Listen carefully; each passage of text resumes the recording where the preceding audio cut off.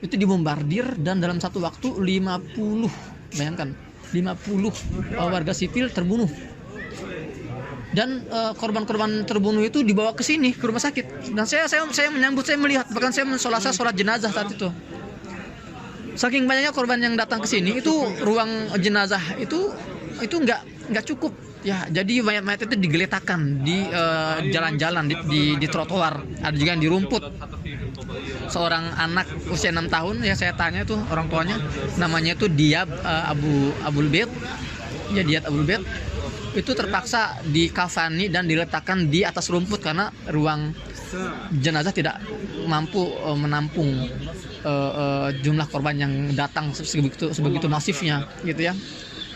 Nah, juga selain masjid, mereka juga mentarget tadi pasar, kemudian juga mereka mentarget bahkan perkantoran, juga mentarget sekolah-sekolah, ya. Ini dunia bungkam gitu loh. Kalau bukan kita yang menyuarakan, siapa lagi, teman-teman? Ini sudah saatnya kita semua buka suara lah. Kita nggak boleh diam. Kita nggak boleh diam di depan sebuah kejahatan, karena diamnya kita di depan sebuah kejahatan adalah sebuah kejahatan. Ya. Dan korban yang tadi saya sebutkan itu, teman-teman, ya, 560 korban tewas atau korban meninggal dari kalangan Gaza. Ini akan terus bertambah angkanya, melihat banyak korban-korban yang masih belum bisa dievakuasi dari reruntuhan rumah yang hancur. Sementara sampai sedetik ini itu dentuman bom masih terus terjadi, serangan-serangan udara belum juga selesai, masih terus menghujani sejumlah wilayah di jalur Gaza. Dan korban luka juga kemungkinan masih akan bertambah, dan kita juga belum melihat masih akan adanya tanda-tanda akan berhenti. Bahkan ya, yang kita dengar itu kapal induk angkatan bahkan yang saya dengar itu kapal induk militer angkatan laut.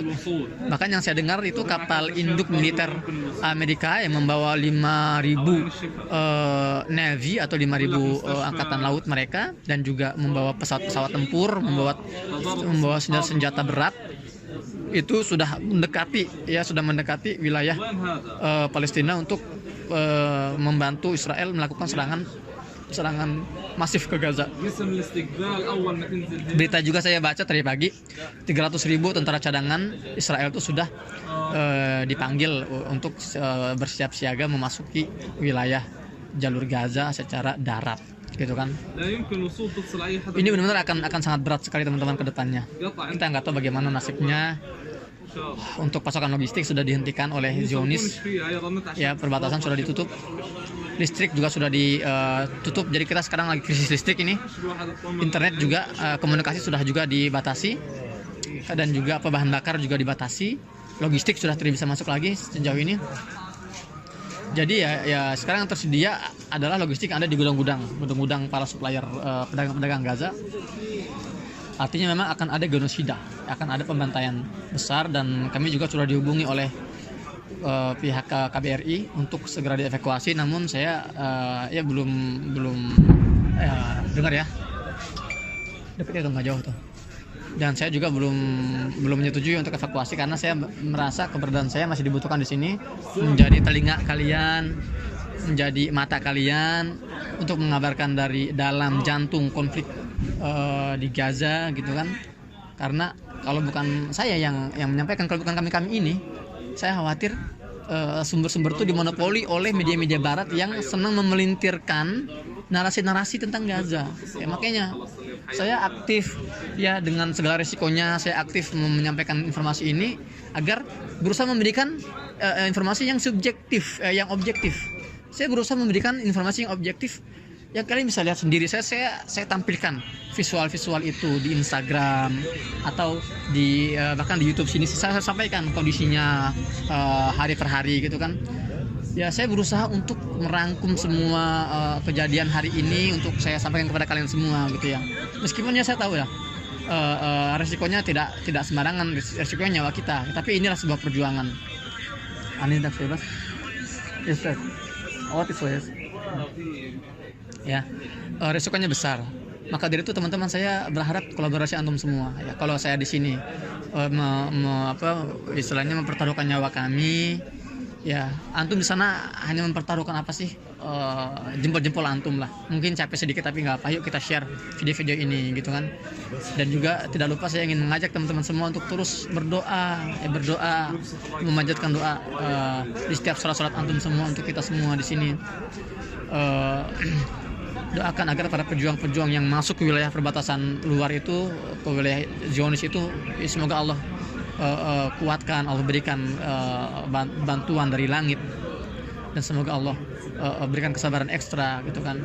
Dan itu harus tahu teman-teman, para pejuang Gaza yang merangsak masuk ke wilayah Israel itu mereka sudah mempersiapkan diri nggak akan kembali gitu loh. Jadi mereka seperti kamikaze attack gitu ya. Ya tapi ya alhamdulillah sebagian mereka ada yang berhasil kembali ke Gaza dengan membawa berbagai banyak tawanan gitu kan. Itulah perjuangan mereka dengan darah, dengan nyawa. Ibu-ibu di Gaza juga mengorbankan anak-anaknya ya yang terkena bom, suaminya yang terbunuh. Pengorbanan antum nggak banyak teman-teman. Doakan, bantu share semua kabar-kabar ini. Jangan mau dunia berita ini dimonopoli oleh media-media barat yang memang sengaja menyebarkan Islamofobia dan sengaja membuat narasi-narasi yang rancu dan dungu gitu kan, yang akhirnya dimakan oleh para buzzer Zionis hidung pesek seperti Abu Janda di Indonesia, dan akhirnya didengar oleh sebagian masyarakat Indonesia gitu loh. Kita harus counter itu semua, kita harus lawan itu semua dengan menyebarkan berita yang up to date dan aktual langsung dari Gaza Palestina gitu loh. Ya, saya mohon kolaborasinya. Jadi itu yang pertama, doanya teman-teman. Kedua, bantu sebarkan informasi ini. Dan yang ketiga, materi. Ya, saat ini Amerika nggak malu-malu loh mengirimkan materinya. Negara-negara Eropa itu nggak malu-malu mengirimkan materinya, teknologi untuk Israel yang jelas-jelas membantai. Kita ngapain malu-malu? Kita ngapain ragu-ragu? Saya sering mengatakan saya nggak akan malu kalau saya harus mengemis untuk Palestina. Saya nggak akan malu, itu loh. Karena bagi saya itu sebuah kehormatan. Saya lebih baik saya yang mengemis daripada warga Palestina yang meminta kepada saya. Jangan tunggu mereka mengemis, jangan biarkan mereka meminta. Saya siap menjadi pengemis untuk Palestina, untuk bisa melihat mereka makan dengan sampai kenyang, ingin melihat mereka itu bisa bertahan di musim dingin dengan baju-baju hangat gitu kan, agar mereka bisa berobat dengan obat yang kita sediakan, agar mereka bisa minum dengan air minum yang kita sediakan. Itu sebuah perjuangan juga bagi kita teman-teman gitu. Jadi antum di Indonesia bukan antum tidak bisa berjuang, antum bisa berjuang dengan apa? Dengan bantuan tadi itu, doa, kemudian informasi dan materi. Gitu. Kalau antum punya materi tambahan, antum berbagi dengan donasi terbaik. Kalau antum nggak punya, antum ikut bersama saya menjadi barisan orang-orang yang mengemis untuk Palestina.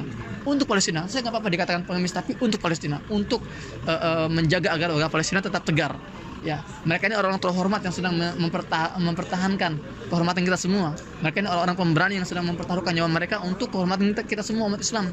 Jadi saya nggak tega kalau melihat mereka harus datang mengetuk kantor kami minta-minta, enggak. Biar saya mengemis dan saya akan langsung terjun ke lapangan untuk mendistribusikan bantuan-bantuan yang mereka butuhkan. Itu teman-teman ya, kita dengar ya, bombardir masih sangat jelas kita dengar. Ya Allah. Ya teman-teman, demikian untuk update hari ini, semoga bermanfaat. Saya dari Gaza, Muhammad Hussein melaporkan. Jangan lupa share video ini. Assalamualaikum warahmatullahi wabarakatuh.